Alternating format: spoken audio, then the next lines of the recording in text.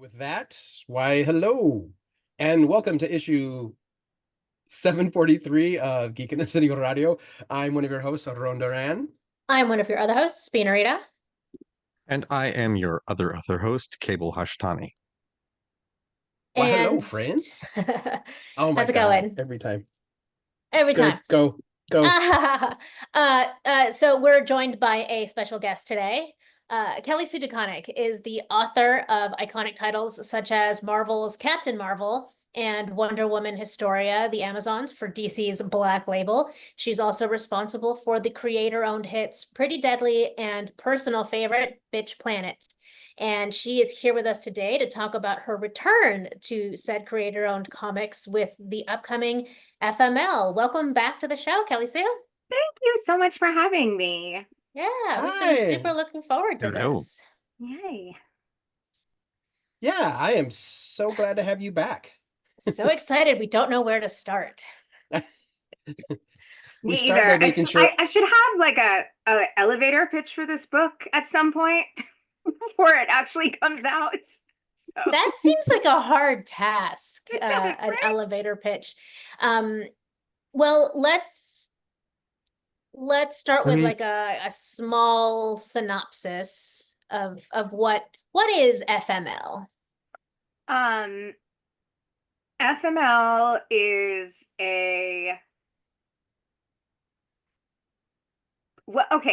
my daughter, I'm not off to a great start, am I?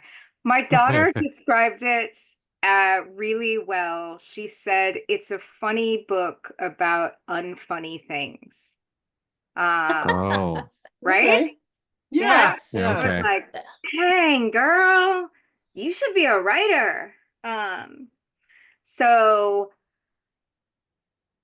It's a story of a family living in Portland, Oregon, at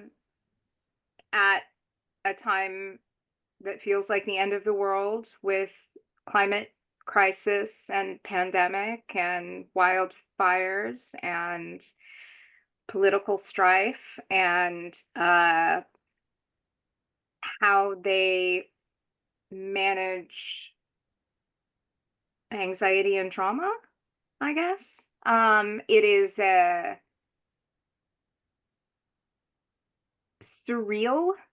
There are elements of it that are not surrealist in the Andre Breton sense, but are surreal.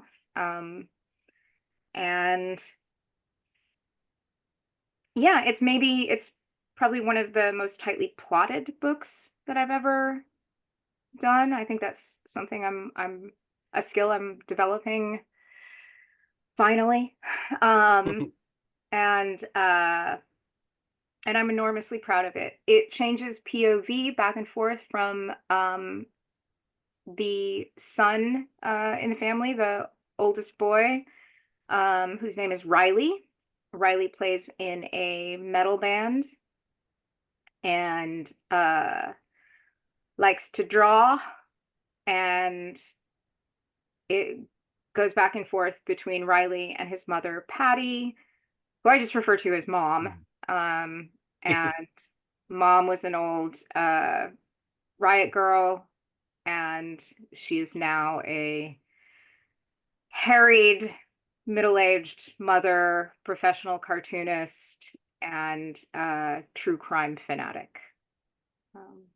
So bits of that were decent. If I edited that down a little bit, I could use that, right? Yeah. I mean, like Denise said, like this, it's a hard book to give the log line elevator pitch to. Yeah. It's not one that you can do it's blah blah blah meets blah blah blah, which I get works as like the quick pitches, but like in my soul, I never like those things. But it always just feels like it's just belittling of a title. But people who do it, I'm glad you can do it. I lack that ability. Yeah. I do think your daughter's summation of the book is probably the way to go. Like, right? It's so the solid. funny book about unfunny things, because that tracks with everything that I've read so far. Yeah. I mean, to be fair though, Kelly-Sue has a new book was all it took for me to add that to my pull list. So Exactly. I was the same like thing. I mean, I texted Donna and went, please put FML in my box.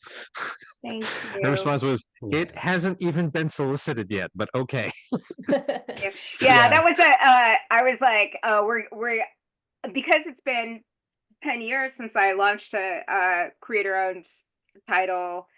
I was like, we got to start beating this drum like now, because numbers in general are not what they used to be, and for nobody,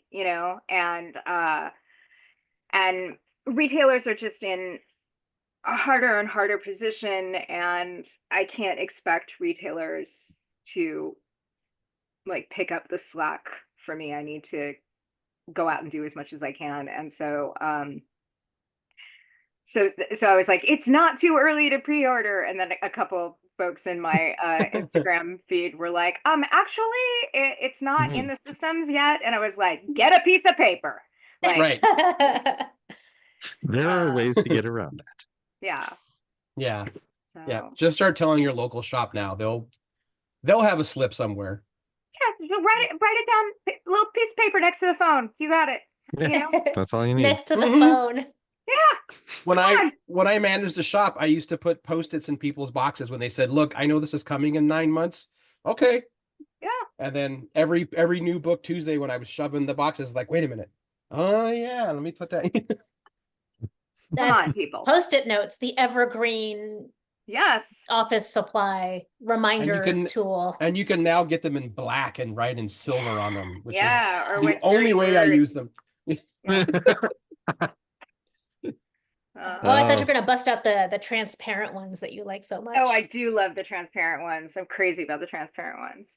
I would Oh. say Take me a little while to I find think the I may right. covet the oh for fuck's sake one. That's good. Yeah. Um, Pretty good.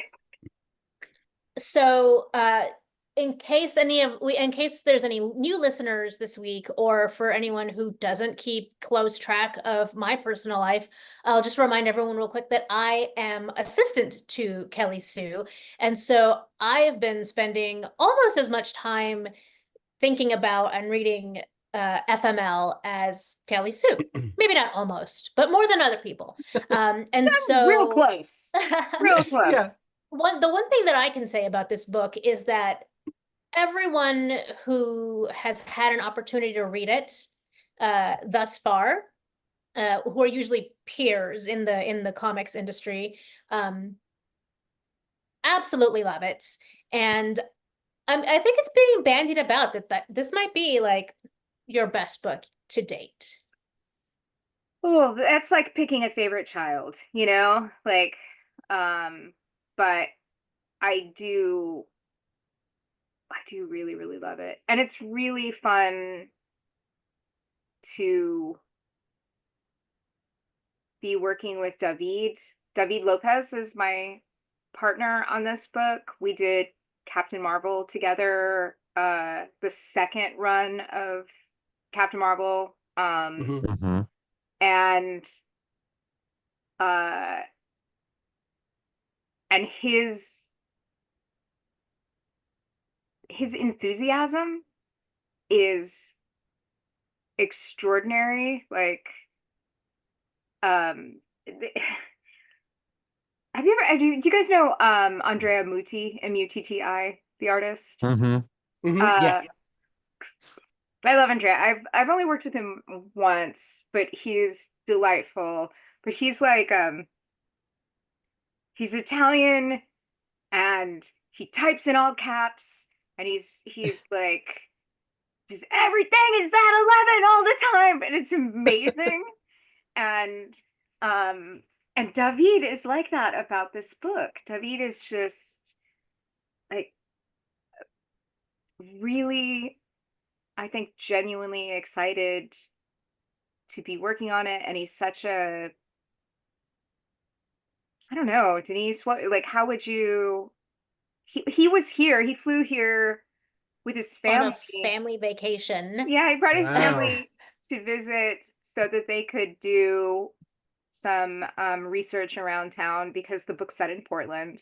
And he'd already drawn a bunch of stuff based on photo reference. Oh, and he was so mad when he got here and saw He did it that, like, slightly different. the witch's castle in Forest Park is a big part of the book, and he got, we had lots of reference of witch's castle, but like he got the surrounding area. He had made a different choice with the surrounding area, and like I didn't care. I was like, that works for the story, but he was like, oh, he's furious. He does like to be really accurate about things. Now that I'm paying more attention to it, again, doesn't distract from any of his work, your amazing work. And I'm like, oh yeah, there's usually a hill coming down from the backside for the trail there by the Audubon Society. Yeah, no, or like, the Portland Birding Society. Now we don't call it there that you anymore. go. There you go. Yeah, he like there's a scene where cars kind of drive up to the witch's castle, and cars could not drive up to the witch's castle, but True. I don't care. It's more convenient to have cars be able to drive up. 98% of the people who read this book will not notice those differences because they've never been to the witch's castle. Or Portland, Oregon, for that matter. Yes.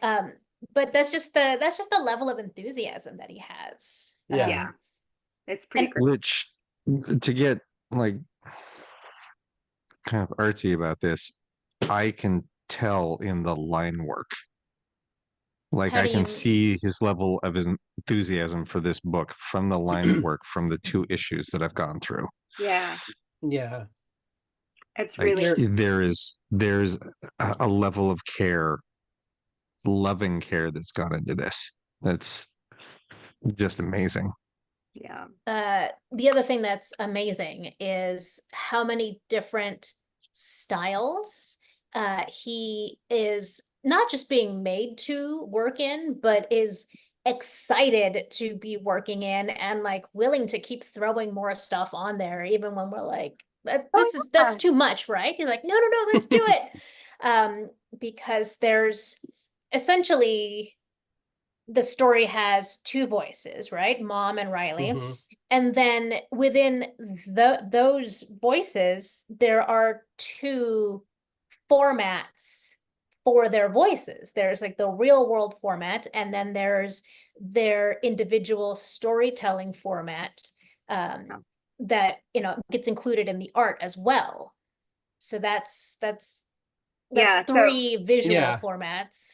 Riley draws, and so when Riley has a Riley subjective POV, it's in his art style, and Mom is a cartoonist, and when she has her subjective POV, it's in her art style, and then there's the objective third voice, which is David, but they're all David, right? So it's he has kind of had to adopt 3 very different art styles, and then those things interact as well, which is really interesting. So like in the 3rd issue, there's a panel in Mom's subjective voice, but Riley's character comes in and pushes Mom out of the way.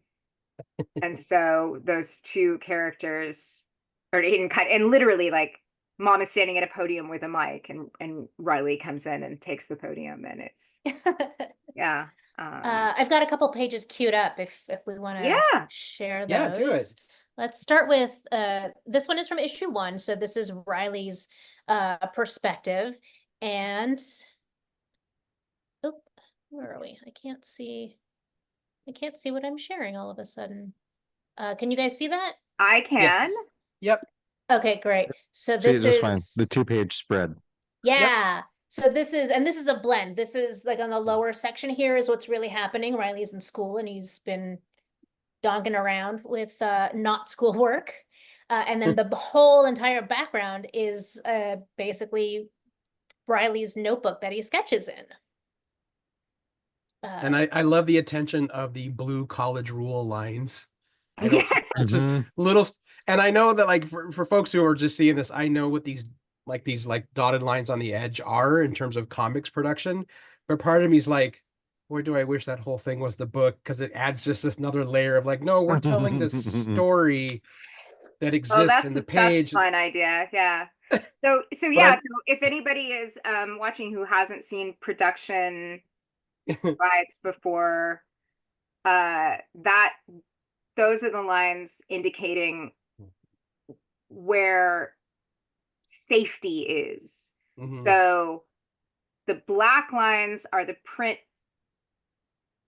area, I believe, and the dotted red line is like, don't put anything outside of this dotted red line that is vital information, because there could be some slippage or some give. That's like Yeah. essentially the margin, right? Yeah. Yeah, it's like the bleed area or whatever. Yeah. It's artist terms. I don't know what that means. I mean, I know on paper I know what it means, but yeah.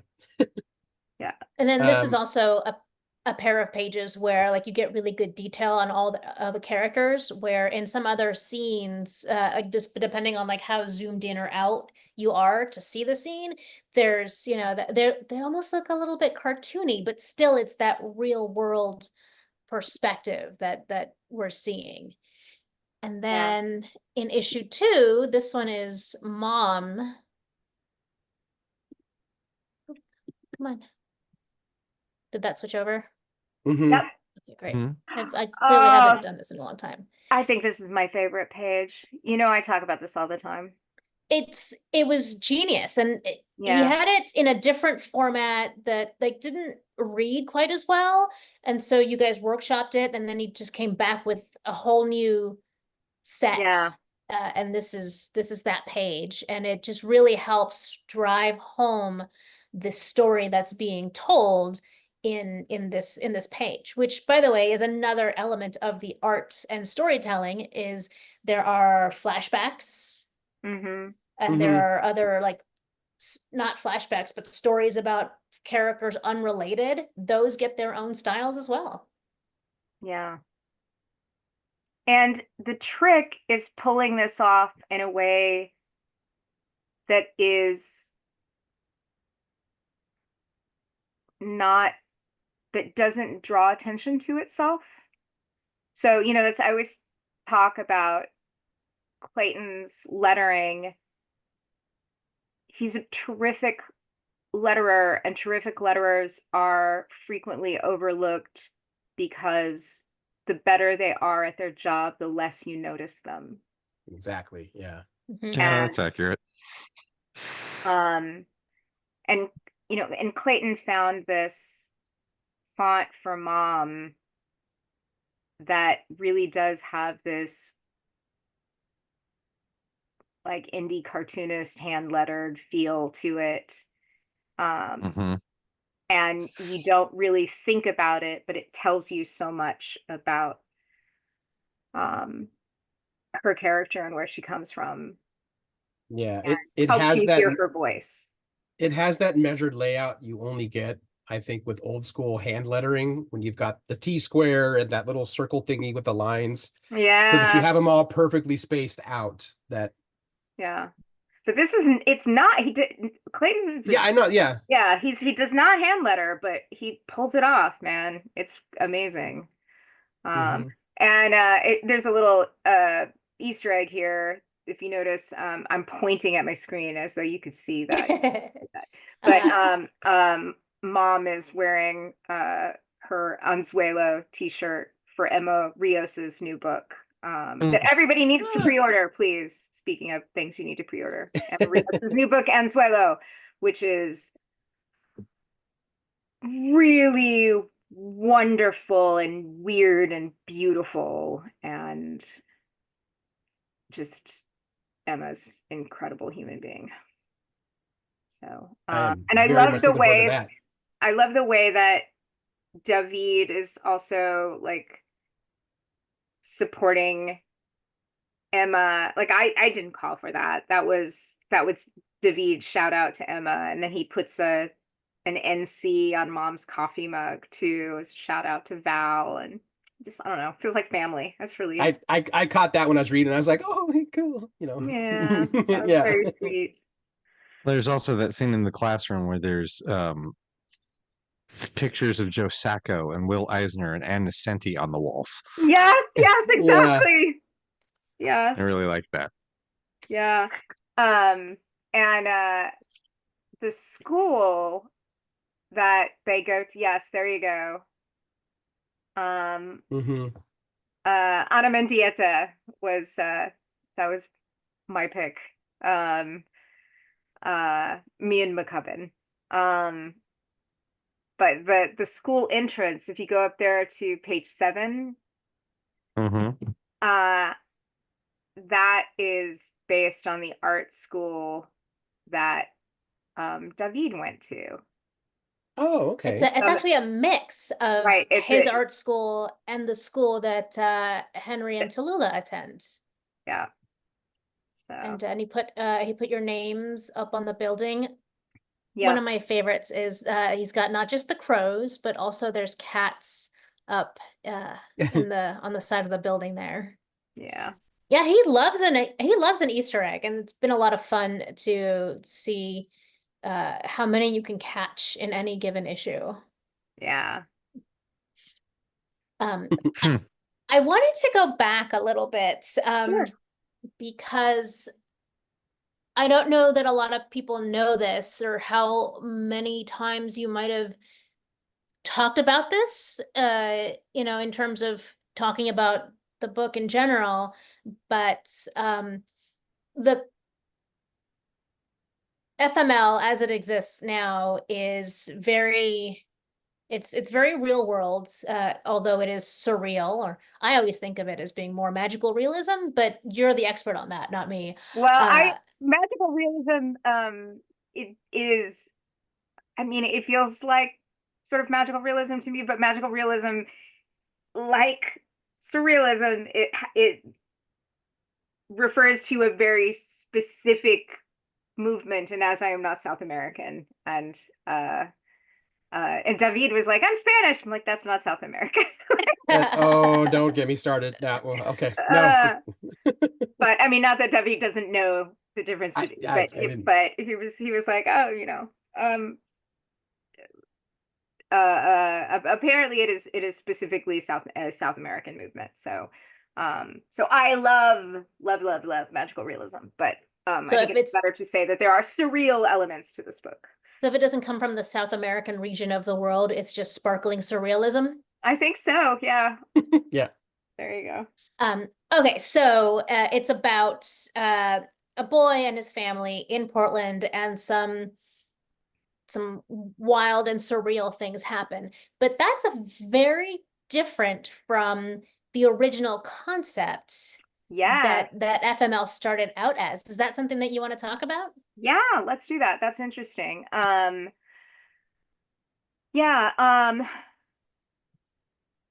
so when this conversation first of all, I should say every single book I've ever done turns out to be a very different book than what I thought it was going to be. And I guess that is just part of how it goes for me, but this started when David and I were at the premiere of the Captain Marvel movie. And we had our families and we were out to dinner in LA, and I was like, we should do a creator owned something. And I was like, yeah.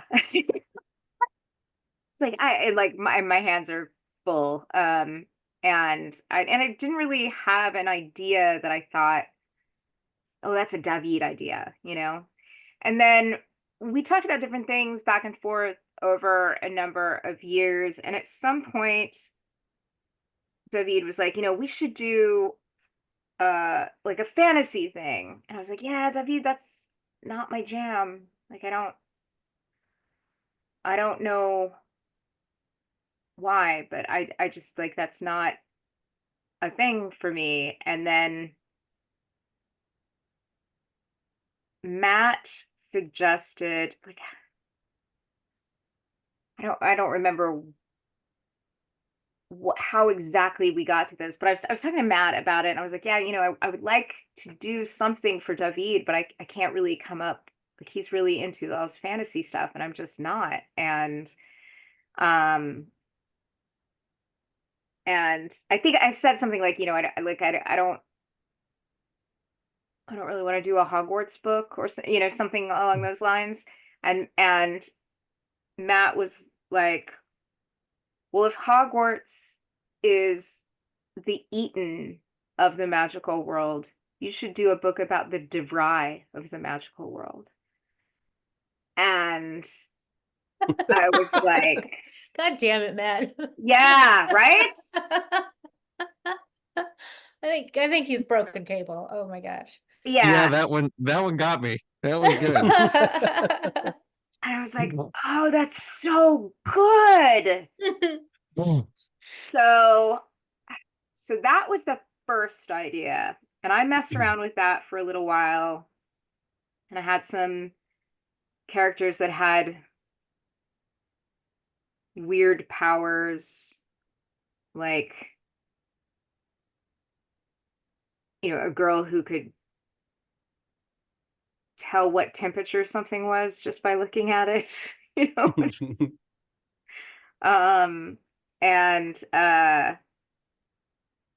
that sort of like, they're not really good at magic, or they can only really do this one thing, or whatever, and trying to teach them to use their magic in like very practical job ways. And I messed around with that for a while, and I never really got all the plot ideas. I had characters this is the problem with me all the time. I had characters that I loved, but I didn't really have a story with them. I didn't have a plot that I thought was particularly interesting or compelling.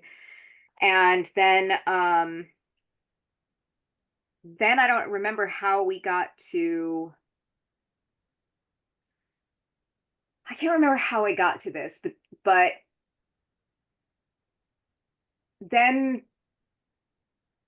Riley's first incarnation, because David does all this D&D stuff, and I was like, well, like, I don't have I couldn't do a straightforward D&D story. That's not, I would be lying, or pretending to be somebody I'm not. I need to, like, let the people for whom that is their world do that. And David doesn't, like, David could do that. He's completely loves it, plays all the time, learned Italian so he could play D&D with his Italian friends, and so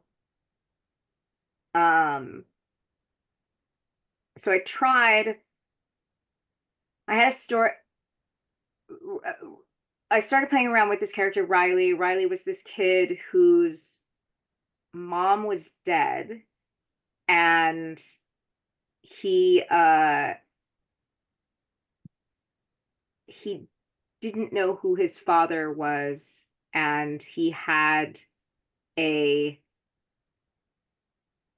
loved D&D, and he had a D&D party that lived in his head that were all like different masculine archetypes, and they kind of acted like they were an adventuring party of fathers for him, and so they would sort of appear to guide him through his life, but within the language of D&D. And so I took that one to David, and we started developing that, and he actually drew 8 pages of that. Oh, wow. I only saw the concept art and your first script. Oh, on that one. We have at least layouts for okay. like 8 pages of it. I'll have to poke around because I'd love to see those. Yeah. I've got them for That sure. sounds great. Back matter for a trade. Yeah, Yeah. absolutely. Yeah. Right. Mhm. The And then, FML that almost was. well, and then the beauty of, when you're working on a creator-owned book and you have a little bit of time to kind of commit to development, when something doesn't work, you can throw it out and you can Mhm. keep what does work. And and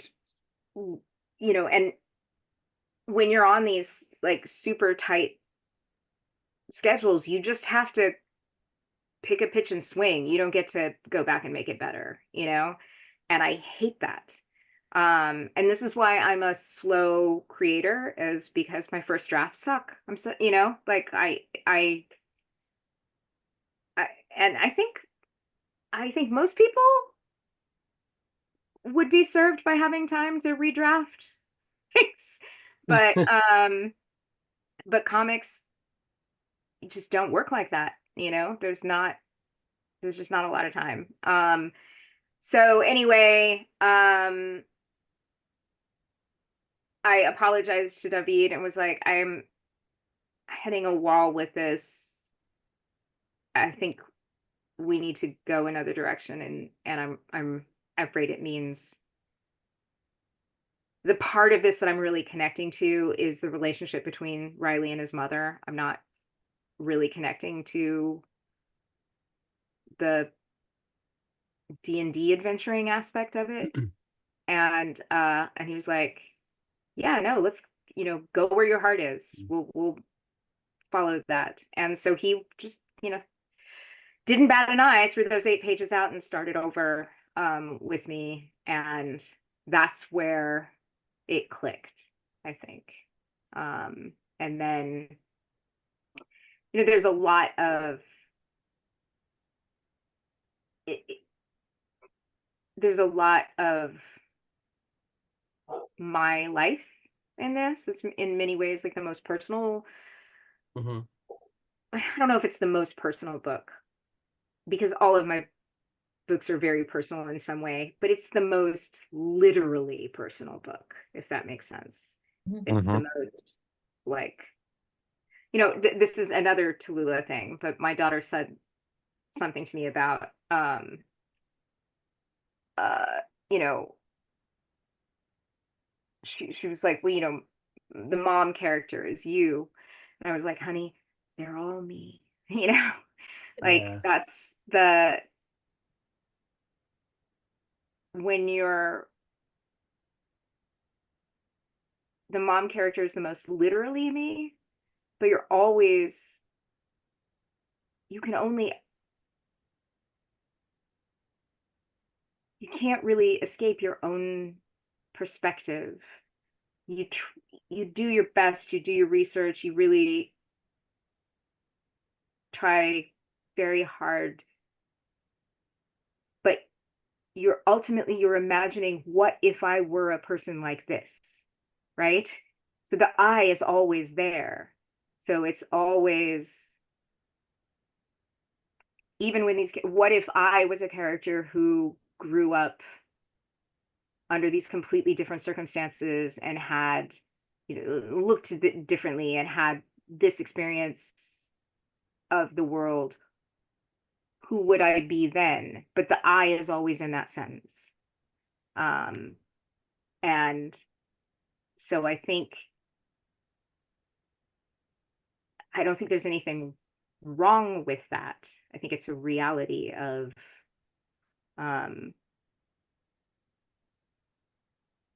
well, I don't know, human existence, not just writing. Like, Yeah. Mhm. I mean, like you said, like all of your books have been very like, personal.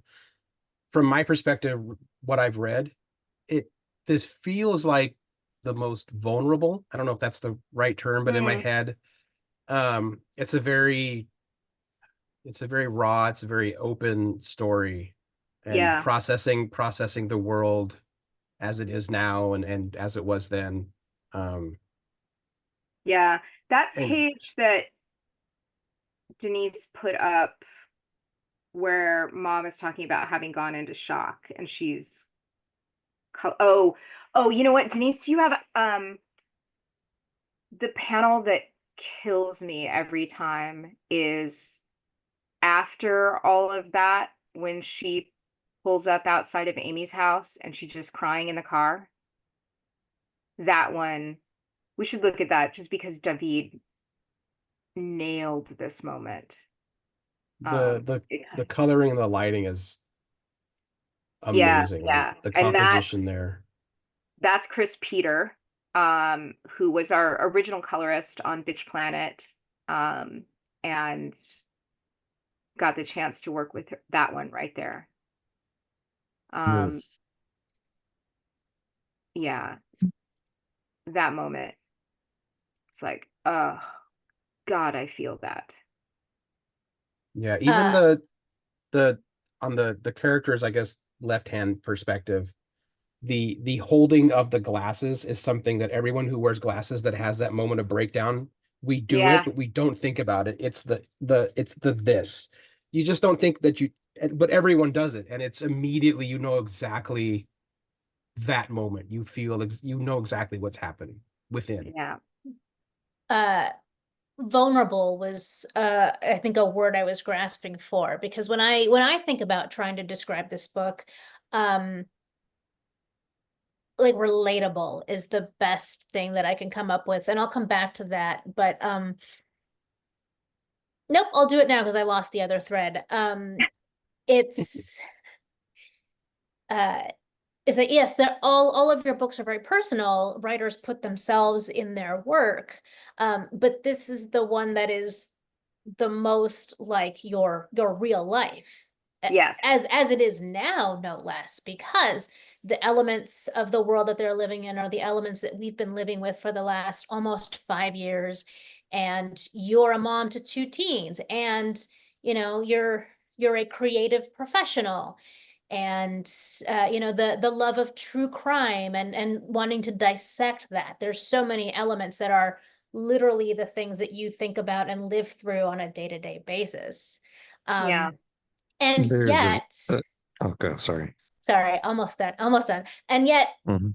when I read this book, I'm neither a teen nor am I a mother, and yet I feel every emotion that I am supposed to feel at every page that has that, that kick in the pants. Mhm. Oh man. I've like cried at this book so many times, and I that's weird because I don't really know what it feels like to be a mom in mom's situation, and I don't have the same experiences from my teenage years as Riley and Lil, but I still get it. They still resonate. Yeah, I think that's that thing we talk about where it's this like inverse property of art making, where somehow the more specific you are, the more universal it is, which makes no Mhm. sense. But somehow that's how it works. And that's definitely not how marketing people think, or No, the people who Yeah. buy the pitches don't want right. that. Yeah. I kind of like to echo what Denise said. The three of us were texting back and forth to kind of plan for this evening and stuff. And I said that like I've read it a few times now, and it's still sitting with me. Like I'm still processing a lot. I have some of my initial thoughts and all that stuff. But I specifically mentioned there were a few times after every few pages I had to stop. I had to get away because I was really feeling a lot of the emotions and the situations that, like Denise, I remember being a teen, and I feel a weird kinship to the character of Riley, because that was me in high school and me now to an extent. Um, but the part where their mom is like, I'm just trying to do what's best with what I have some control over. Yeah. And it's a lesson I still haven't fucking learned. So there were just times I just had to get away. I'm like, I gotta go breathe. I'm gonna go out on my little area, take a deep breath. Okay, I can Yeah. go back to it. And I mean it as a compliment. The fact that it hit me in, I think one of my notes is like every few pages I can feel my already elevated cortisol go boom. Like, you know. Sorry. No, I mean Yeah. but it's an important response because it also kind of forced me at times to look inside and be like, oh, weirdly, even though I know I'm not alone in feeling this, everyone's dealing with this shit, but there are times you just think that still. That's just how your brain will do that to you. Oh So man, seeing it and on there is paper, such a comfort in not being special, you know? Like, yeah. Oh my God, I actually felt a weight come off me when my brain processed that term because like I just want to not stand out. I just want to yeah, not. like, oh, my pain is not unique. Mm-hmm. Oh, thank God. Mm-hmm. Like there is a yeah, boy, this whew, all right, this is getting deep. Sorry. But like my in sobriety, one of the things that comes up in AA rooms from time to time is this very, very communist phrase, I think. Which it's just Mm-hmm. like just be a worker among workers, right? And Mm-hmm. and I remember not quite getting that early on and being like, well, but I want to win. I want to win. I like to win things. I'm very competitive and I want to. How do you win? What are the terms? I want to Mm-hmm. play by the rules, but then I want to win. And um and it I can't say exactly when it started to click for me. And like, look, I am a mess. Like I am a Denise knows. Denise is up here is up close and personal. I am still on my journey. Um, but but there was some point where it clicked for me that yeah, you are special. You're just as special as everybody else. And that's exactly the way it should be, and that is exactly right. And we're all gonna win. And and we can be competitive as long as we're competitive in a way that makes each other better, right? Mm-hmm. And um and it's and there is a real comfort when I work with alcoholic sponsees that are sort of just kind of coming into the program and learning this stuff. There's a lot of, that won't work for me. I'm uniquely fucked up. I am the piece of shit at the center of the universe, and none of this practiced methodology is going to work for me. I'm like, well, just try it.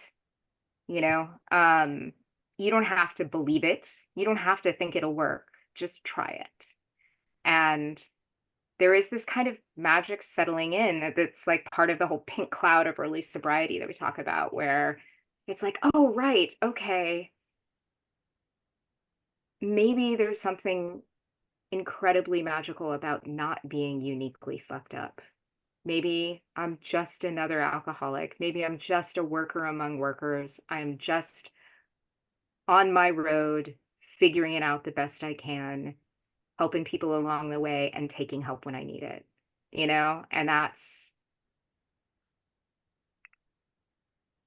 maybe that's ultimately what the book is about, is just we're all kind of doing our best, and let's. Yeah, I mean, you mentioned earlier that you said that You were a mess. But I Mhm. think that's just a result of being aware of the world. I think you cannot have even a fraction of empathy and be aware in our current world and have that not in a way kind of make you a mess. Mhm. And I, Yeah. to not be a mess and not care, I kind of makes you a monster, maybe. It's one thing to shut off or like, look, I can't deal right now. I'm unplugging the Yeah. world. But like the world's gonna come back, it always will. And I think this book kind of shows about how everyone is processing the world right now and how we see ourselves, how society perceives us. Um, there's a thought I had again reading it is like one of the things like the three of us joke about a lot is like generational trauma, especially if you come from like a BIPOC background that has its own idiosyncrasies in oh my god, Sure. that word, jeez. Um, and I feel like this book, it has that to an extent, but I see something of like an evolutionary trauma. I'm doing a horrible job of explaining this. The idea I had is I feel like it's always sucked to be a teenager in one way or Yeah. another. The world, everything is the worst thing that's ever happened to you. You will never love again. You will never be that embarrassed. You will never be that cool. All these things. It always sucks to be a teenager. But every generation, I think it sucks more because it's just getting harder and the microscope is so much more intense. Yeah. And so instead of dealing with the past, each She never generation comes now in has here, to but I closed the door, so. but I feel like and this book I feel like shows this every generation that's going through it now is processing stuff that I didn't have to process at 16. I know my Right. mom didn't have to process at 16, and it's almost impossible for her to fathom what like my soon to be teenage niece is going to have to fucking deal with. Cuz she's like, "Oh, look, school's hard. Just put your head down and deal with it." I'm like, "No, we're talking 50-year difference here, 60-year difference between my niece and my whatever. Yeah. It's just Yeah. fucking different and it's harder. And it's for every advance we've made, it's also just worse. Kids today are so much more aware about everything that's going on in the world.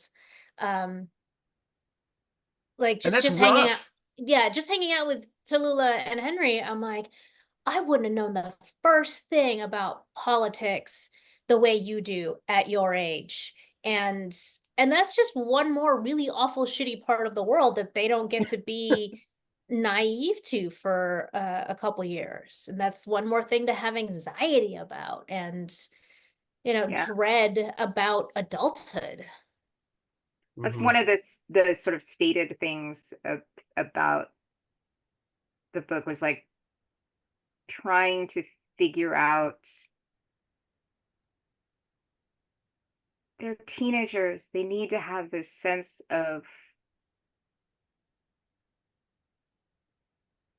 like we're gonna do this and we're gonna do like the like all the exciting things that are to come, right? But Mhm. all of the adults around them are all telling them, "Oh, we broke the fucking world, so you know Yeah. we're Good luck with sorry. that. It's everything is terrible and you're never, um and they're struggling to find their hope and optimism in that. And like how do they do that? And how do we help them do that? And then the other thing was, and this is a real boy mom thing, but I was, I have this kid who's straight, white, cis, conventionally handsome, blonde, blue-eyed. 6 foot. Yeah. 6'1" now. Jeez. And like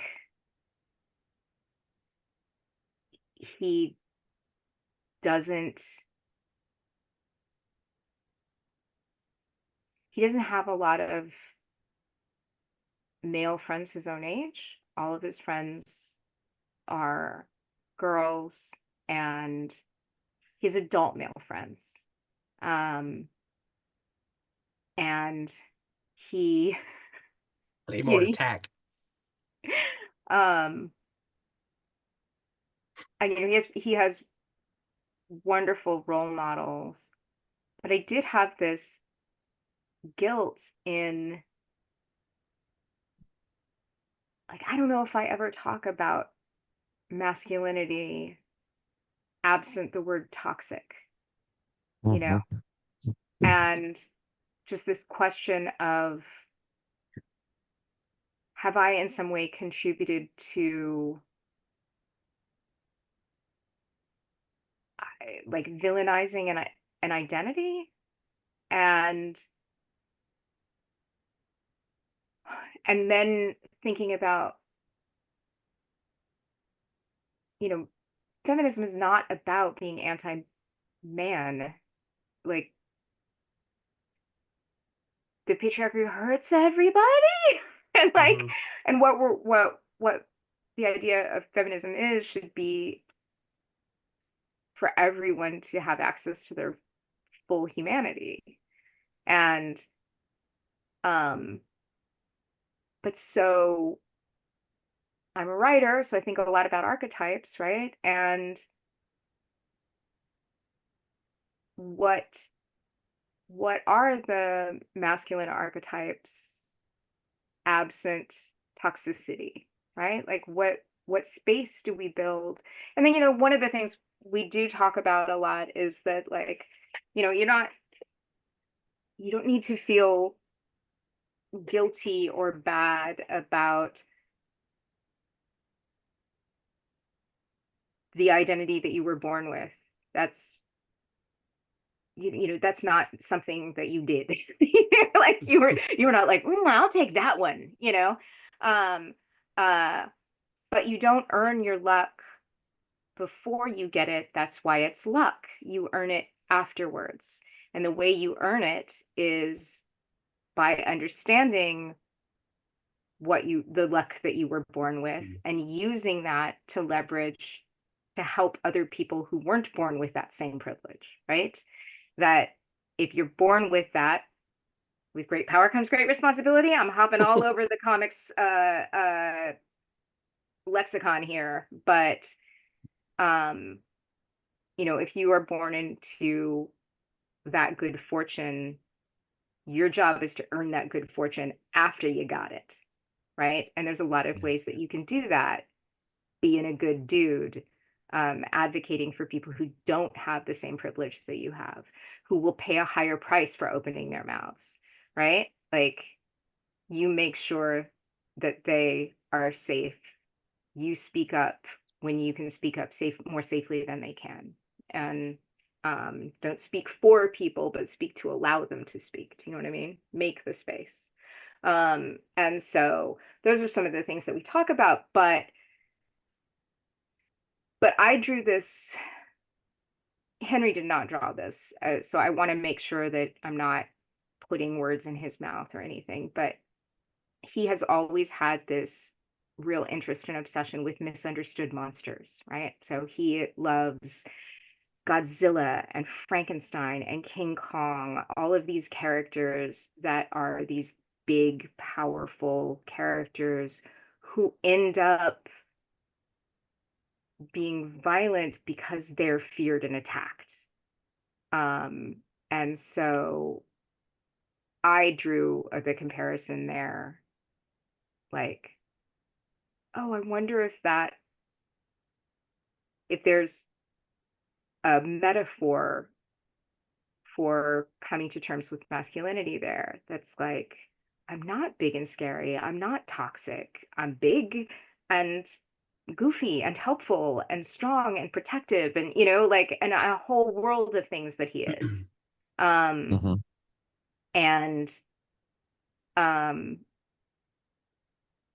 anyway, I want to emphasize that these are my thoughts as a mother, not his thoughts as a young man, but that was really interesting to me, and that was where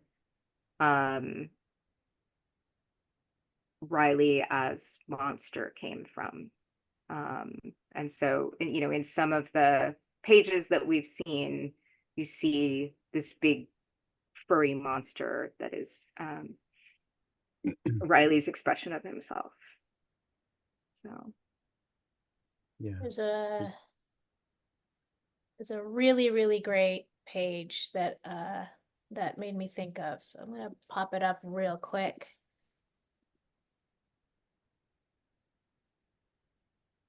This is right after Riley has woken up to discover that he's a monster. Mhm. And just this like really, this is one of those scenes that like I was gonna describe it, but now I'm just gonna let the listeners and viewers see it for themselves because it's emotionally hard. It's like you can feel what both of these characters are feeling in this moment, and it's, you know, like the hard and confusing part for Riley, and you know, like what have I become, or you know, what's happening to me, and you know, it's the self-identity element of it, and then Mom's struggle to know how to deal with it and bring comfort, but also we need to go. gonna be Uh, late. yeah, Yeah. that was me this morning. Before we run out of time, I wanted us to have a chance to talk about the last big element of FML, being the true crime, elements, because that's another one of those things that is like, again, like very, very personal for you, Kelly-Sue, but also very universal because white women love true crime. We love true crime and we love our pumpkin spice. Um, Yes. Yeah, so it is this. Okay, so true crime we could do a whole other hour on this because I'm fascinated. But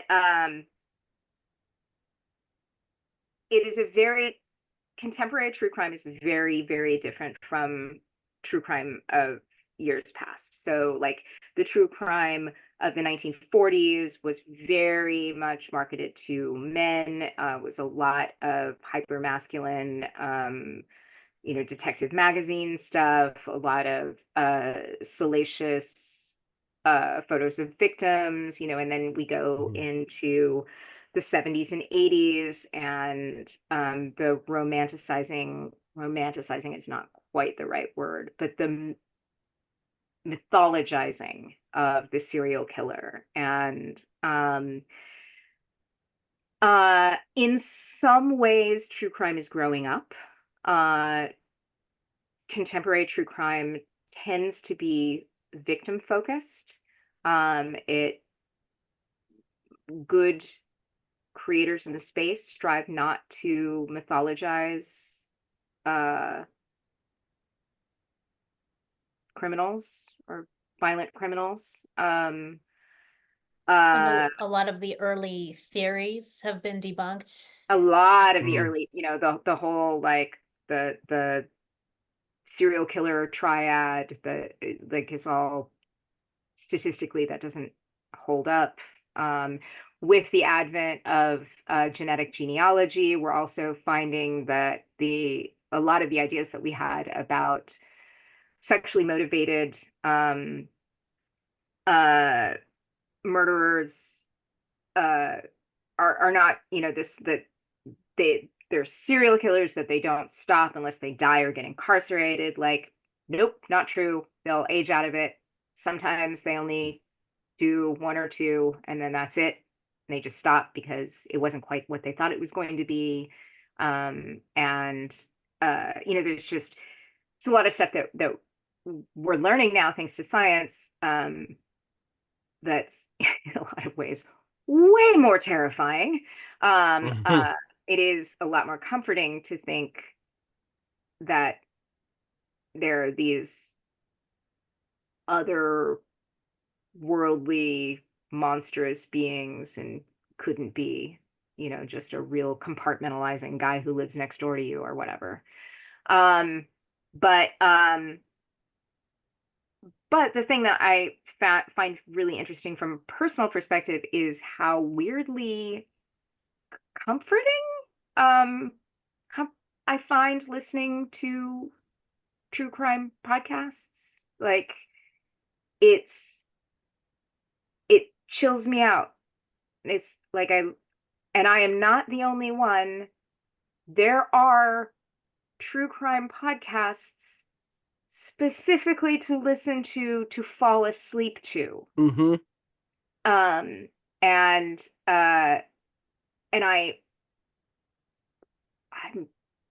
absolutely fascinated to know what that is about. My theory is it has something to do with hypervigilance, and the more stress that we're under, and that sort of idea of like, well, I can't control these things, but here's a thing for me to hang my anxiety on that isn't really connected to my real life. So it's a place for me to put this sort of free floating anxiety and fear that's a real thing, but it isn't a thing that's super likely to actually enter my space. Um, I really like the stories of women getting away or surviving or overcoming. I find those to be my favorites, because it sort of gives me this sense of like what's possible under the absolute worst possible circumstances. There are people who escape and survive and go on to live good lives, you know? And so there's that aspect of it that's really interesting to me. The fact that there is this like incredibly huge community of people who find this like to be almost like ASMR, AMS, the I don't remember the alphabet soup. ASMR. Yeah, I ASMR. think. Yeah. But it's like this weirdly soothing thing. Um, and then the other aspect of it is I do write satire. FML is also a satire, in addition to being a bit surreal. And there are still, even though the true crime industrial complex has come a long way, there are still real ethical issues with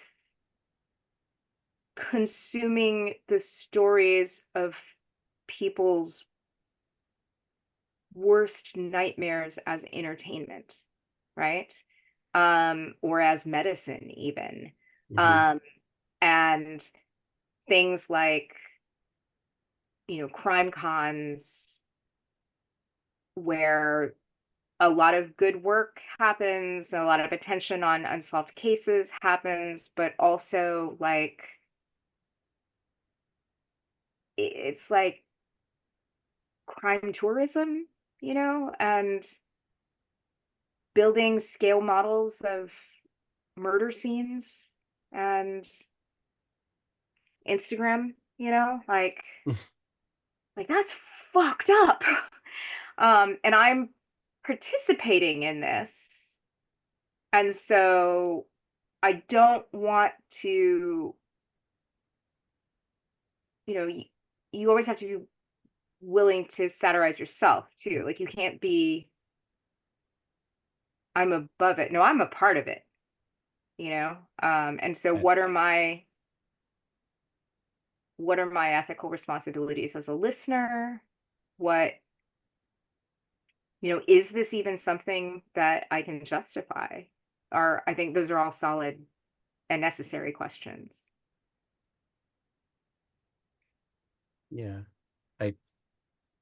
I think about Cable and Denise know this, that my quote guilty pleasure are the paranormal investigative shows. I like to do it myself, regardless of how people feel about an afterlife or whatever. But every once in a while, I'm like, these folks are making podcasts and TV shows out of, yeah, that part's fascinating, but like some of the worst things imaginable happened in these spots. Asylums where people were abused, or prisons or plantations were like the worst thing humanity can do. And we're walking around with digital recorders and Polaroids. Yeah. and selling the concept of there's like just like there's like the murder cons or whatever, and like the monetization of that, like this is the same industry, it does the same thing. Yeah. So I'm like, it's cool. Is it exploiting the memories of these poor people? Is it just that I like to be scared in a safe way sometimes? And I'm justifying all this other stuff for it? Yeah. I don't know. I mean, I think that I think when you're living with anxiety, scary things, horror films and whatnot, those are things that help you have the catharsis of wringing out the buildup of the stress and fear. Like you have something to attach those feelings to, that then allows you to like process and get over it. And it's like a way of, I think my son uses horror movies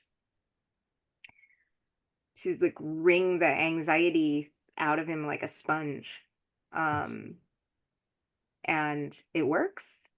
I think it's very common. I think that's also why, as a rule, from my experience, horror movie fans are some of the kindest people you will ever meet. Like, that and like metal and punk folks. Like that's the three groups of like, I will feel completely safe if some kid goes and like, I'm lost.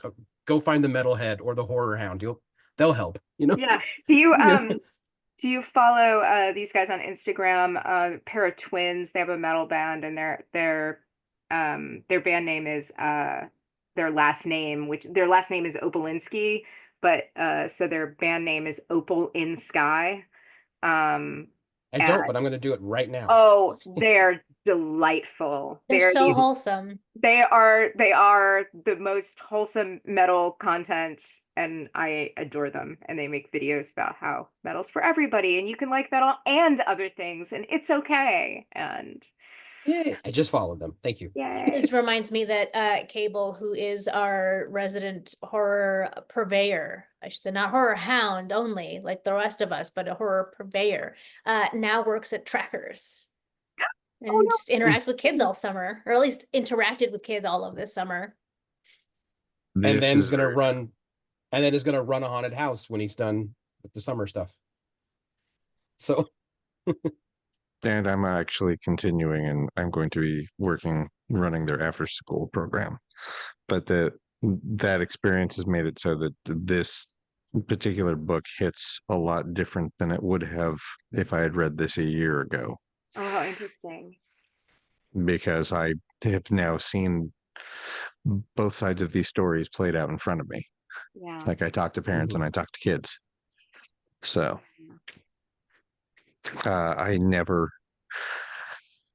this is the first time I've ever seen an active shooter drill played out in any sort of media, and I never want to see it again. Yeah. Yeah. It's effective and it works perfectly with the story. I would like to get us to a point where we don't do this anymore. Yeah. In terms of craft, I made a really deliberate choice there that I'm not sure how you experienced it reading it digitally, but to have the maximum effect, I should have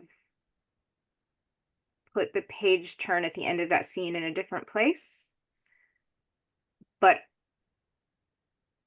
so when you turn a page in a comic, you take in the spread, you take in both pages. So you can never surprise someone with something that is on the an odd numbered page, right? Because an odd numbered page is taken in at the same time as the even numbered page that precedes it. Mhm. And so the reveal that that scene is not as horrific as you might imagine is on the same spread with the page that would have been the most horrifying. And that was deliberate because I didn't want to hurt people.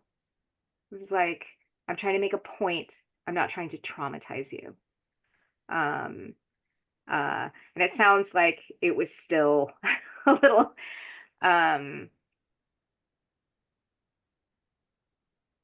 much.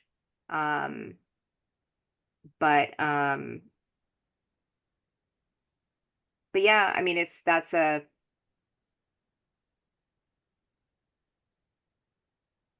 every parent's absolute nightmare. And I remember the day that Newtown happened, I was writing my farewell essay for Captain Marvel, I think. And it was like,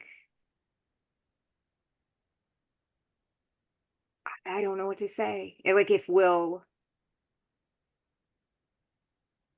we have no lines.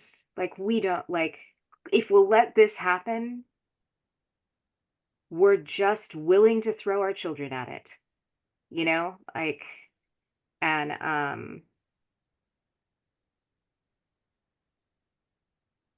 I don't know, but the children who have been doing those drills are about to come into being decision makers, and I Mhm.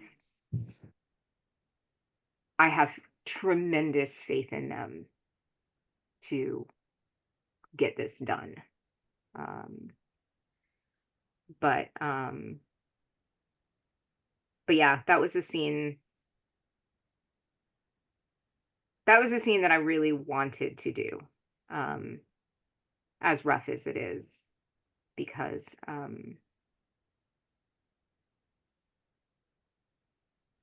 it's just a reality,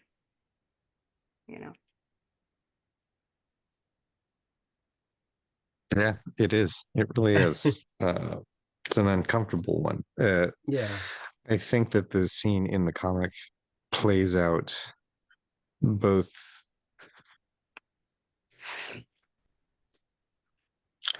as it's intended as part of the story. Like there's a good amount of suspense built up there, and then it also plays very well as the very statement is supposed to make, that the absurdity that we are still doing this yeah. is there. So yeah, and the teacher's line at the end of that scene is like, hey, only 2 dead kids, that's a win, Mm-hmm. like, yep. By school standards. Yeah. That whole sequence is a roller coaster by itself, because it comes right off of Mom's harrowing events. So Yeah. you're up, you're down, she's talking on the phone and she's being emotional, and a lot of the background scenery in those panels is meant to be funny. Yeah. But the stuff that's happening in the foreground is either scary or emotional. Yeah. David killed it. I think that's maybe the hardest part of this book is the tone. It is a comedy. Sort of. So is life. Yes. Yeah. Yeah. I mean, news I have had to break to parents. There are times that we just get to a point on the phone where we just start laughing at each other like maniacs because it's absurd. Yeah. Kids, man. I don't know the first thing. Yeah. So, hold on. My I'll let you in fur. a secret. They're pretty great. The ones I know are pretty great. They Mine really, really is are. covered in fur, and now she wants out. Aw. I I think even the ones are little that are little jerks are still pretty great. So Yeah, I'm with you on that. Well, and also once you kind of figure out why they're being little jerks, it's usually not to be a jerk. It's because they're trying to have something else understood. Yeah, and I do a thing that I learned at Girls Leadership Institute. These games that they're designed to be played with middle school girls to help them have permission to have conflict and to take up space and make noise. And they're really fun. And I play them with everybody. I will do games workshops um pretty much any chance I get at any convention or whatever, because we just did it in Worldcon actually. I mean, we don't gender gate it usually, but I did it at the Girl Scouts annual meeting, and did it with a group of girls and then did it with a group of leaders too. And it was a whole lot of fun. It was really wonderful, but then I was taking questions from the leaders, and I was kind of giving them some help about, like, here's some problems, here's what you'll run into with the games when you're playing them with the girls. You know, some of them will do this and some will do this, and one of them was asking me about that. It was like, there's this thing where it's like, well, there'll be girls that disrupt the game because they need attention or because they want attention, and like, well, yes, then they're giving you valuable information. They need attention. So maybe you can't disrupt the whole game to, like, you've got to keep it going for everyone, but you need to figure out how to make note of the fact that that girl is telling me what she needs. She's telling me that she needs attention. And so I'm going to give that to her. I'm going to figure out how to give it to her. If I can't give it to her right now, I'm going to tell her, like, hey, I get it. That is very funny what you're doing. You are really funny. We should figure out a way for you to use that. For now, let's see if we can have you channel that into having this go on, but the kids aren't trying to ruin your day. They're trying to tell you what they need, and they don't have the language for it. They don't know what they need exactly. It's like babies crying, they're just bigger. And so you're the adult, you figure out what they're asking for. And it's not personal, but yeah, it was funny. There were a couple of girls that were having trouble with the games, and this is my own insecurity, right? I was making some decisions that, like, oh, they're rolling their eyes at this, or whatever. And I just, made note and tried to, like, kind of give them permission to adapt it however they needed to.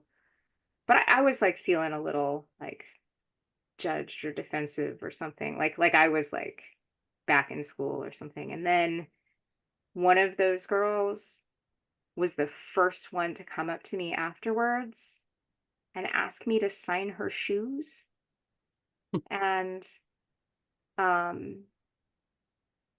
she wasn't trying to judge me or undermine me or hurt my feelings, or she wanted my attention because she actually really likes Captain Marvel. You know, like I'm like, oh, that was my insecurity, you know, and just teenage, not quite knowing how to, like, I need, senpai notice me or whatever, right? Hmm. So, That was how I was feeling when my niece and nephew were in town. Um, I definitely spent the week feeling like these kids don't give a fuck if I take time off at work to do XYZ with them. They're on their phones, playing video games. They don't want to talk to me. No, they're just going through their own shit. You yeah. know, you have to remember that. Hmm. Yeah, and you'll be shocked. Like, I bet you anything in a couple years, one of them is going to remind you about that weekend and tell you something that happened that meant something to them that you don't even remember. Mhm. I'll bet you money that that'll happen. It's the weirdest. Like, and I have those myself. Like, I remember being probably 10 years old and my aunt driving me with me from Houston to Austin in Texas and just letting me talk the whole time.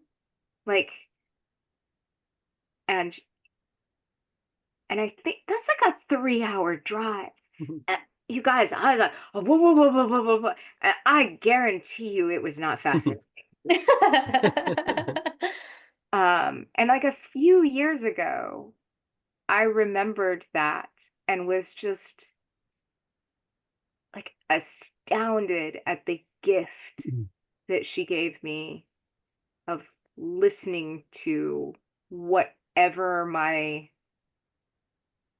10 or 11-year-old self was rambling about for 3 hours. And I got out of that car feeling like so seen and heard and present and support. And like maybe she was just going, uh-huh, and driving. But it was a gift, you know? Um, like sometimes that's all it takes. That's true.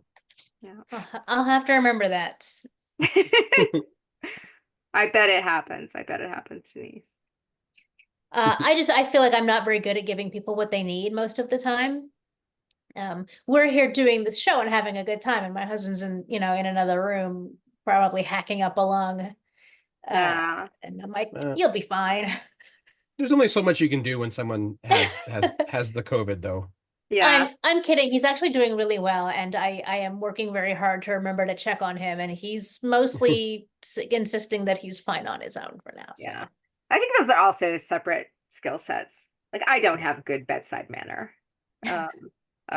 Just, I'm like, okay, his, I'm gonna go do some things and you just ring a bell if you need me, like how long and do he's you need? I don't know what you're and he's at that stage now when he's sick. Just give him a bowl of candy and tell him there's a new documentary on sinking the Bismarck, and he's going to be fine. He'll be so happy. He's I'm the probably same. already watching it. I know because he and I will talk about it whenever there's a new random World War II documentary. That is my favorite little bit of knowledge about you that I've ever heard, Aaron. I don't know why. I just do, especially anything nautical. Yeah? Wow. Oh, and I will watch every submarine movie, no matter how dumb it is. I'm like, oh, I can't wait to watch this. Oh, that's amazing. All right, Yeah. Cable, tell me something unexpected. I don't know. Something unexpected. You're a secret World War II history fanatic. I am not. I'm most of my passions I wear pretty proudly, and that's Legos and Star Trek and monsters. So, Oh, we were just talking about Matt and I were just talking about Star Trek the other night because No. I I am the Trek among a family of wars. oh really? Yeah. Oh, okay. All Uh my friends growing up were of the wars, and I am the Trek. Yes. yes. Yeah, very and I sort of want that to be more of an identity marker than it really is. I managed to code switch pretty well between Yeah, the yeah. two. Like I have a staff member that I've told him that I will make time this week to where I can just shadow his class so that we can just secretly talk about Star Wars in the background. Because that's a thing that he really loves. And I'm well versed in the lore. I just tend to follow the tenets of Starfleet and the Federation more than I do like the Jedi Code. There you go. What Yeah. are you doing, weirdo? I mean, Sorry, the- my cat is now trying to get into the picture. Penelope. Come here. I mean, I think that that's an okay stance because the Jedi code, like Jedi is a cult, right? It's a religious cult. Jedi and Sith So- both deal in absolutes, where the Federation and the tenets of Starfleet are all about finding room for everybody. Mhm. Yeah. Like, will you stop? This is And then Penelope. of course Oh, Norm, well, hello, Penelope. Oh. Norm from Texas, brings up, but what if you're a fan of both? Which most of us technically are. yeah. There's just always Yes. one that we like a little more than the other. Hmm. Yeah, no, that's me. I love both. I have ran Star Trek and Star Wars RPGs. I'm hoping to run a Star Trek one again really soon. I'm in my hetero life mate since kindergarten. I'm in his Star Wars RPG where I play a witch of Dathomir who is totally going to corrupt a young Jedi librarian because her outlook is so just wrong on every level. That's amazing. Yeah. And Norm, I think what matters is what you take away from each one because both of them both of them do have really, really good messages, but both are capable of being interpreted the wrong way. Indeed. Yeah. Well, That's a topic for another day. that's I a think. whole nother show, Yes. Yep, which we should probably But- get close to wrapping this one. But go ahead, Cable. we should. But we'll say this though: if you ever want to just sit and talk Trek with us, we will also do that. We make a lot of Okay. space for talking Trek.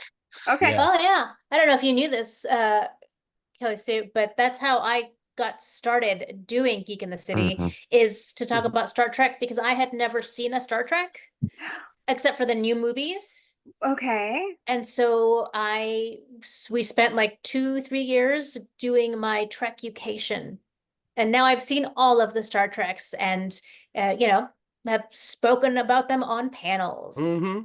I'm As so As though happy I with were, that as segment though name. I were some sort of professional. I am not. I know, we'll never top that. And we'll never will. Or the, Trek-ucation. and when we finished TOS, I was like, well, we should do next gen. We're like, what do we call it? And we're like, the next Trek-ucation. Duh, it's right there. And then what did we call DS9? Tarok Lore. We had some kind of funny name on the station. I think it was Tarok-cation if we ever like really cemented it in any official Mhm. capacity. We went back and forth Yeah. because that one was I think we tricky. just, and I think we gave up from Voyager on. There's like, we can't figure out a way to work that in every time. Yeah, we did. But we did. We went through Enterprise. We did and then, yeah, Yep. oof, that was a lot. Yeah, Enterprise. fun. I, Cable and I both heard the song in our head and we're like, don't say it. Yep. Don't say the lyric. Do not. I don't have as hard a time not saying the lyrics as you do. This is true. Honestly, at this point, I think he does it more to annoy me than any real Yes. compelment. No, it's not the word. Oh, you know what I'm saying. yeah. Yes. All right. Kelly-Sue, do you have any last thoughts for us or things you want to share about the book before we let you go? I went on a date with one of the Trek actors once, but I'm trying to remember his name. He was on. What? Was it Michael Dorn? No, No. that's my friend who went on a date with Michael Dorn. I know, but that's why I'm like, how funny would Oh. that be if it had That been? would be funny. And then you would know two people who've been out with Michael Dorn. No, he had a hold on. Which You said Star it was Trek a was really- it? It was Enterprise. Hold Was on. he a younger cast member or an older cast Yes. member? Yes, who's a pretty one? Was it Trip? It's Uh, Connor Trinneer. I'll bet. Connor, I'll bet yes, it's it was Connor Connor. Trinneer. We did it. He Yep. he was a friend of a director, a friend of mine, and was at Juilliard at the time. So That guy went to Juilliard? mhm. If I remember right, yeah. I don't know if he went to Juilliard or was performing at Juilliard. But yeah, there was very definitely a Juilliard thing happening there. Yeah. But he was very And nice. he's originally from Washington State. Mhm. Yeah. He was very nice. It was one date. It was not a very It's But like, you he's- could have been that nice. No, he was super lovely and friends with my friend Seth, who was ran a theater environmental theater company that I worked with a lot. So He's got one of the best kind of mentioned lines in Lower Decks when a character's intimidated by his girlfriend meeting this guy, and he's like, "You don't understand. This guy's got like Kirk swagger, but with Trip's ass. I can't compete with that." Oh, Lower Decks, you make me happy. yeah. I was like, oh, do I drop this? Because it's not really like, so I went out with one time. Always drop the Trek, anything, Yeah. just always, at any time. These guys will eat it up. There you go. There you Yeah. go. This is true. But This is yes, all true. that invitation stands. All right. Mhm. Excellent. Well, you know what? I have not watched Picard. Oh, So maybe Okay. maybe that's something we could do. Oh, I like this idea. Okay. Oh, this could be yeah, fun. we all really enjoyed that one. So, Cool. all right, we'll have to talk about that. Yeah. Could not love that character more, so I don't know what what's not to love, right? Yeah. Oh, man. There's so much to go over, but yeah. All right. Yeah. Yeah. All right. It's complicated. Well, thank Yeah. you so much for having me. I'm sorry that we couldn't hang out in person. Denise, seeing your sewing machine back there is also like, my $30 garage sale find. I love it. It I love works. It works so a much. dream though. So Denise and I've been so busy lately that we've picked out a couple patterns we're going to make together, and we have not been able to make time for our crafty nerding. And Yeah. It's fun. that is just wrong. We deserve it. it's a crime. I thought we would get to do it this week, but I don't know. I thought so too, but then all the things. I miss my crafty time. I lost my crafty room. Oh no. I'll build a new one. Henry's birthday is coming up, and he likes, because his birthday is like the first week of school, he likes to get his presents a little early. Like everybody would like to get their presents a little early, but we give him his presents a little bit early so he'll have time to play with them, because when school starts, and he's a junior in high school, so but sorry, had a moment there.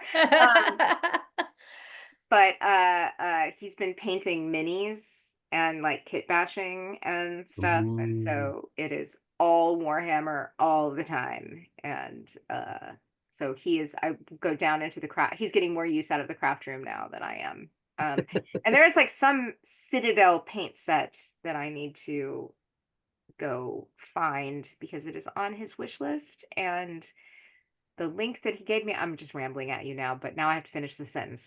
The link that he gave me, this paint set is like $55, and the shipping is like $23 or $27 or something. I'm like, Oh, I think Cable can tell you where to get that in town. I am not paying 50% for shipping. There's gotta Don't. be. Yeah, Yeah. because Citadel's It's not- are they international also? Are they a UK like I Games think Workshop? they're UK. I don't know. I don't know. I Anyways, I cannot go into it on air, or we will be another 20 minutes. Yeah. okay. I swear. All right. But yes, I will get you information. All right. Sweet. Well, thank you for having me, friends. Thank you for spending time with the book. That meant a lot to me. And Yes. Yeah. and folks who watch this, I hope that you will pre-order. And if you need any help doing that, please hit me up on the socials and I will make it happen. Oh, isn't the Is it- website up? Is, The and is it in website- Diamond yet? Sorry, we're jumping around here. The website is up. It's not finished, but it's up. It's FML. Is that FML Comics, COMIX.com. that's going to have a resource for finding a local? It will. Comicshoplocator.com is Hmm. the straight way to find a local comic shop if you don't have one. And then there's also, if you want to play along with some of the ARG stuff that we're building out, you're not too late. We're just getting started, but there is a website for the band that exists in the world, and you can start there, and that is STFU Band HQ or HQ Band, which is it? bandhq.com. Okay. Okay, so the band is called STFU, which stands for Save the Fuzzy Uncles. STFU HQ for headquarters. Sorry, band, and then HQ for headquarters.com. And that is a kind of in-world thing that we're. Yay! Yeah, so you can get to know the characters a little bit before the book releases on November 6th. Yeah, and there's more coming with that. So check it out every few days. And we've got some games and some experiences and some stuff that we're doing in there when I have time to get back and finish it. I took the 10 days off that I was in Scotland for Worldcon. But it'll be back up and running in a minute. So anyway, all right. I've talked your ears off. And No, it was great. Thank you. thank you. Yep, we've And- had a great time. Mm-hmm. Great. All right, terrific. Well, I will look forward to the next one. All right, Yeah, we'll see you sounds soon. great. It'd be great. See All you right. soon. Thank you so much. Thank you. Bye. Bye-bye. Well, I think we'll wrap up too, right? Yes, Yes. we are well over our time, but I think that was worth it because we got a lot of really good conversation out of Yeah. that extra time. I only almost cried twice. Good job. Thanks. Proud of you. Well, with that, I get. Oh no, I don't. Nope, go ahead. That's it. Okay. Well, then I'm Arun Duran, I'm Bina Rita. I'm Cable Hashitani. and we will see Bless you. everybody in 2 weeks with Anastasia. Oh, is that confirmed? We don't have the movie yet, but the date, yeah. But that's 2 okay, cool. weeks. Cool. Yeah. Just making sure. Cool. Bless you, Cable. Salud. I'll see you guys soon. Bye.